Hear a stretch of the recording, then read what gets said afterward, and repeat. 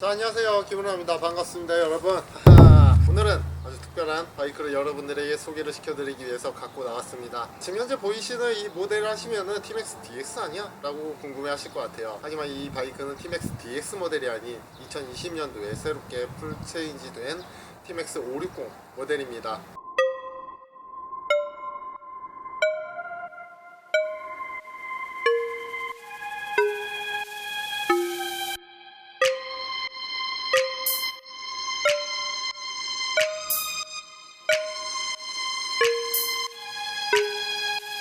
이 바이크 같은 경우는 야마 모터 트레이딩인 야마 본사에서 지원을 해주었고, 제가 이렇게 여러분들 앞에 소개를 시켜드리고 있는데, 자, 그럼 먼저 제가 지금 선글라스를 썼어요. 원래 제 영상을 많이 보신 분들은 아시겠지만 제가 선글라스 쓴 일이 적다는 걸 아실 겁니다. 그 이유가 뭐냐면은 제가 멋부리려고 그런 게 아니고 두 가지 이유가 있어요. 가장 첫 번째는 제가 지금 오른쪽에 다리끼가 나왔고, 그게 여러분들에게 좀 안 좋게 보여질까봐 걱정되는 마음에서 이렇게 선글라스 썼고요. 또 한 가지는 이제 제가 저번에 S750 모델을 이렇게 스펙적인 부분을 소개시켜드릴 때 굉장히 눈이 부셔갖고 막 인상을 쓰면서 막 소개를 시켜드리고 있더라고요, 여러분들에게. 그게 너무 못나 보였어요. 선글라스를 하면은 그런 부분을 좀 가릴 수 있지 않을까 라는 생각이 들어갖고 이렇게 선글라스를 쓰고 여러분들에게 소개를 시켜드린다는 점 알려드리도록 하겠습니다. 이렇게 티맥스 560 모델을 소개시켜드리기 이전에 제가 티맥스 역사에 대해서 짤막하게 준비를 해왔습니다. 역사에 대해서 한번 이야기를 해보도록 하겠습니다. 2001년도에 티맥스가 맥시 스쿠터로서 유럽에 새롭게 등장한 바이크의 장르입니다. 티맥스 1세대 모델 같은 경우에는 2001년도부터 2007년도까지 출시를 하게 되었고요. 1세대 모델은 굉장히 통통하면서 뚱뚱한 이미지를 갖고 있습니다. 모노코크 방식의 프레임을 사용을 하였고요. 모노코크 프레임의 가장 키포인트가 뭐냐면 이런 엔진의 강성에 상당한 기술력을 요구한다고 합니다. 하지만 이 바이크 티맥스 같은 경우에는 이런 강성을 제대로 잡은 스포츠성이 짙게 묻어있는 바이크라고 여러분들에게 소개를 시켜드릴 수 있을 것 같아요. 스쿠터의 구동 방식하면 가장 첫 번째로 생각나는 게 무엇입니까? 벨트 구동 방식이지 않겠습니까? 1세대에서는 이제 벨트 구동의 방식을 사용하지 않고 체인 구동 방식을 채용했다고 합니다. 2세대라고 할 수는 없겠지만 2세대로 들어오게 되면 2004년도부터 2007년도까지 이야기를 해드릴 수 있겠죠. 2세대로 들어오게 되면서 FI와 인젝션 방식을 채용하여서 연비적인 부분과 바이크의 환경적인 부분을 개선했다고 합니다. 자, 3세대로 들어오게 되면은 2008년도부터 2009년도까지 이야기를 해드릴 수 있을 것 같습니다. 이제 프레임을 전체적으로 알루미늄화 시켰다고 합니다. 알루미늄화 시킴으로 인해서 상당 부분 경량을 이뤄냈고요. 캘리퍼의 변화도 그때 당시에 있었는데, 기존 R1에 들어갔던 MOS 모스 캘리퍼가 순정으로 장착되어 나옴으로 인해서 프론트 브레이킹 능력도 향상시켰다고 합니다. 4세대로 들어오게 되면 2012년도부터 2014년도까지 풀체인지된 바이크라고 이야기할 수 있을 것 같습니다. 독일 레드닷 어워드에서 제품 디자인 2012를 수상했다고 합니다. 배기량 또한 30cc가 올라감으로 인해서 굉장히 스포티함과 이제 가속 능력을 한층 더 향상시켰다고 합니다. 벨트 구동 방식 또한 일반적인 벨트 구동 방식과는 다르게 휘어짐이 거의 없는 신기술이 적용되었다고 합니다. 이로 인해서 구동계적인 부분에서도 감량을 성공했다고 합니다. 3.5kg의 감량을 성공했고요. 3.5kg의 감량이라고 하면은 많은 분들이 조금 의아해 하실 거예요. 3.5kg가 대단한거요? 라고 궁금해 하실 것 같아요. 이 하부 쪽, 리어 서스펜션 밑에 쪽의 무게를 3.5kg로 감량했다는 것은 이제 이 바이크 전체 무게에 3.5kg를 감량한 것보다 5배에서 10배까지 효과가 더욱더 증폭된다고 합니다. 그만큼 스포츠성이 더욱더 좋아졌다고 이야기를 해드릴 수 있겠죠. 그때 당시에 유럽에서는 맥시 스쿠터로서 판매 기록 1위를 달성했다고 합니다. 하지만 1위라고 해도 그때 당시에 빅스쿠터에서 나온 모델이 버그만 650밖에 없었기 때문에 그냥 그렇다고만 알아주시면 될 것 같아요. 5세대에 한 번 더 풀체인지가 되었습니다. 그 이유 중 가장 큰 이유는 이제 경쟁 모델이 점점 나오기 시작되었죠. 경쟁 모델이라고 하면 BMW C600 스포츠 모델과 SRV 850 모델이 경쟁 모델로 가장 주목받는 모델이기도 합니다. 이로 인해서 소비자의 의견을 적극적으로 채용했다고 해요. 그 부분 중 하나가 스마트키 채용과 독립식 서스펜션이 아니고 도립식 서스펜션이 채용이 되었고요. 그로 인해서 스포츠성을 한층 더 강화시켰다고 합니다. 도리식 서스펜션을 채용함으로 인해서 캘리퍼를 새롭게 설계를 했다고 합니다. 그로 인해서 프론트 브레이킹 능력을 한층 더 업그레이드 시켰다고 합니다. 5세대 T-Max 도리식 서스펜션에 대해서 TMI로 이야기를 짤막하게 하자면은 기존의 구형 바이크 R1에 들어갔던 직경과 동일한 직경의 도리식 서스펜션을 채용했다고 합니다. 굉장히 오버스펙스러운 서스펜션을 갖다 때려 박은 거죠. 그로 인해서 뛰어난 스포츠성을 강조하게 되고 한층 더 많은 팬층을 보유하게 된 것 같습니다. 그럼 6세대로 들어오게 되면서 T-Max는 다양하게 변화를 주기 시작합니다. 한국에서는 DX 모델, 최고 등급의 모델만 수입을 하게 되었습니다. DX 모델에 대해서 간략하게 설명을 해드리자면 신설계된 프레임이 적용되었다고 합니다. 그로 인해서 9kg의 감량을 성공했다고 합니다. 가벼워짐으로 인해서 프레임이 굉장히 작아졌다고 하는데 진 안정성을 잡기 위해서 스윙함을 40mm 늘렸다고 합니다. 더군다나 다양한 전자식 장비를 채용을 하게 되었는데 ABS와 TCS는 물론이고 전동 스크린과 열선 그립 그리고 열선 시트를 순정으로 장착했다고 합니다. 여기만 보면은 굉장히 많은 부분이 강조되었다고 하는데 여기서 한 가지 놓치는 부분이 있어요. 바로 신설계된 DX만의 엔진이죠. 엔진이라고 하면은 어느 부분이 신설계됐냐라고 궁금해 하실 것 같아요. 가장 큰 부분은 T-Max 하면은 가장 첫 번째로 생각하는 게 무엇입니까? 360도 크랭크 방식의 엔진이겠죠. 360도 크랭크 엔진에 대해서 설명을 해드리도록 하겠습니다. 4기통이 만연했던 10년 전 일본 시장에서 병렬 2기통은 싸구려 엔진의 취급을 받았습니다. 하지만 기술 향상에 따른 성능과 퍼포먼스로 인해 저렴하면서 재밌는 바이크를 만들기 시작했죠. 그러기에 병렬 2기통이라 해도 각 제조사마다 추구하는 목표가 다르기에 여러가지 종류로 분류가 되었습니다. 결과적으로 2기통으로 만들어낼 수 있는 종류는 3가지이지만요. 우선 이 종류를 아시기 이전에 내연기관이 어떻게 움직이는지에 대해서 아셔야만 합니다. 흔히 흡입, 압축, 폭발, 배기순으로 우리는 고등교육에서 배우게 됩니다. 사진을 보시면 흡입되는 공기와 인젝션에서 분사되는 휘발유 그리고 플러그에서 일어나는 스파크로 인해 폭발을 하게 됩니다. 이후 폭발되어 생긴 배기가스를 배기구를 통해 내보내게 됩니다. 결국 두 번의 실린더 움직임이 한 세트가 되는 것이죠. 이 피스톤을 움직이는 것은 밑에 위치해 있는 이 크랭크의 회전에 의한 것입니다. 각 제조사는 이러한 피스톤의 움직임을 조정하여 여러가지 특성을 만들어냅니다. 병렬 2기통의 경우 만들어낼 수 있는 피스톤의 움직임, 즉 크랭크의 회전 각도는 360도, 180도, 270도 이렇게 3가지가 있습니다. 이 앞의 각도는 흡입이 폭발에 도달했을 때 반대 피스톤이 몇 번의 반복이 있는지를 나타내는 각도입니다. 설명이 조금 어렵죠? 가장 쉬운 이해는 자전거 페달을 생각하시면 됩니다. 두 개의 실린더라는 것은 좌우 각각의 페달이 위로 향하는 타이밍을 나타내는 숫자라는 것입니다. T-Max는 360도 크랭크각을 사용합니다. 이 표처럼 폭발이 되는 것입니다. 1번 실린더 폭발이 540도 될 경우 2번 실린더는 흡입 180도를 하고 있는 것이죠. 그래서 540도 빼기 180도 360도 크랭크 엔진이라 불리우는 것입니다. 360도 크랭크의 대표적인 차종은 F800과 T-Max가 있습니다. 간격 연소하기에 엔진이 저속에서 안정된 토크가 나오지만 싱글 엔진을 두 개를 늘려놓은 형태라 진동이 크다는 단점을 갖고 있습니다. 그래서 T-Max를 처음 타보신 분들은 와 바이크 토크가 굉장히 잘 나오네 라는 느낌을 순간적으로 라이더의 몸으로 직접적으로 전해줘 줍니다. 하지만 속도는 그렇게 빠르지 않다는 거. 그건 어쩔 수 없겠죠. 50마력이 안 되는 엔진을 장착하고 있기 때문에. 그로 인해서 360도 크랭크 엔진의 가장 큰 부분이 이제 진동으로 다가옵니다. 360도 크랭크의 진동을 균형 있게 잡아주기 위해 각 제조사마다 진동을 상쇄시키는 추가 달린 샤프트를 사용합니다. 이것을 우리는 밸런스 샤프트라고 부릅니다. 결과적으로 이것이 1차적으로 진동을 없애주는 것이죠. 만약 이것이 없으면 싱글 엔진의 진동보다 더 큰 진동이 발생이 됩니다.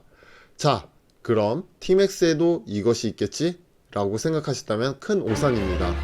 T-Max는 밸런스 샤프트가 아닌 숨겨진 또 하나의 실린더를 이용해 진동을 상쇄시킵니다. 이것의 이름은 왕복식 밸런스 피스톤이라 불리웁니다. 이 왕복식 밸런스 피스톤은 두 개의 실린더와 반대로 움직여 1차 진동을 지우고 있습니다. 결과적으로 밸런스 샤프트보다 훨씬 더 뛰어나게 진동을 잡아냈습니다. 이건 진동에 약간 벗어난 이야기지만 사실 왕복식 밸런스 피스톤의 개발 목적은 엔진 브레이크 때문입니다. 360도 크랭크각을 이용한 엔진이기에 엔진의 저항, 즉 엔진 브레이크가 매뉴얼 바이크보다 현저히 적었습니다. DX의 개발 단계에서 이러한 엔진의 저항을 만들기 위해 밸런스 피스톤을 고안해낸 것이죠. 엔진 브레이크가 없으면 어때? 라고 이야기하신 분들이 계실 테지만 전력 질주하다가 무언가에 걸리면 넘어지게 되죠.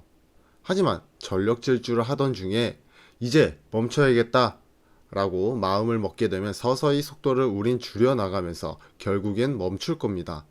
엔진 브레이크가 하는 역할이 이것입니다.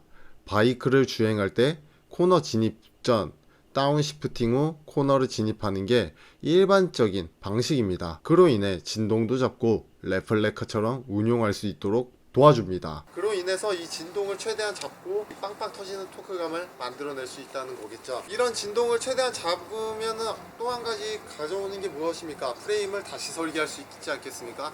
그로 인해서 프레임을 조금 더 작고 컴포트하게 만들 수 있었다고 합니다. 진동도 적고 굉장히 가벼워지고 토크감도 살린 최상의 바이크라고 할 수 있겠죠. 자, 그럼 TMAX 560 테크맥스 모델로 넘어오게 되면은 어느 정도 차이가 있는지에 대해서 이야기를 해보도록 하겠습니다. 건조 중량은 약 2kg 정도가 늘어났다고 합니다. 아무래도 엔진을 조금 더 새롭게 설계를 함으로 인해서 여기서 생기는 무게 차이라고 생각하시면 돼요. 트고는 800mm인데 제가 현재 키가 186.7cm입니다. 저도 이 바이크를 타면 굉장히 큰 부담감으로 다가옵니다. 이 바이크를 타면서 제가 시트고가 안 맞으면 이런 게 불편하구나 라는 것을 좀 느낄 수 있는 시간이었던 것 같습니다. 그럼 배기량은 기존의 TMAX DX에 비해서 32cc가 올라간 362cc고요.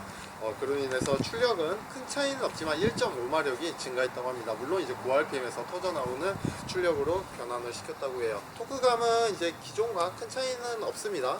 약 6kg 정도 올라갔다고 하는데 큰 차이는 없다고 생각하시면 될 것 같아요. 제가 막상 이 바이크를 탔을 때 DX와 똑같은데? 라는 느낌을 좀 받았던 것 같아요. 하지만 이제 와인딩을 즐기면은 조금 더 이야기가 달라지겠죠. 자, 타이어는 프론트 같은 경우에는 120, 70, 15인치가 들어가고 리어 같은 경우에는 160, 60, 15인치가 들어갑니다.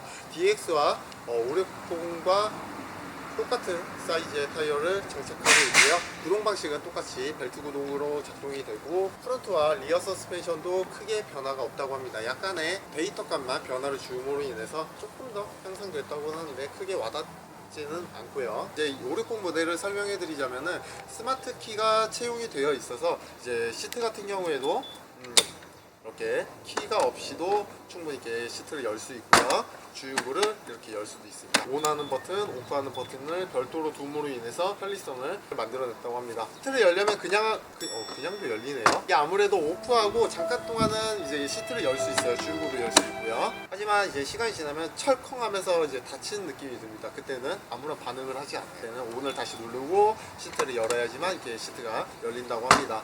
시트를 열면은 이제 가스 쇼버가 이 안쪽에 비치가 되어 있습니다. 그래서 이게 상단 부분으로 이렇게 고정이 될 수 있고요.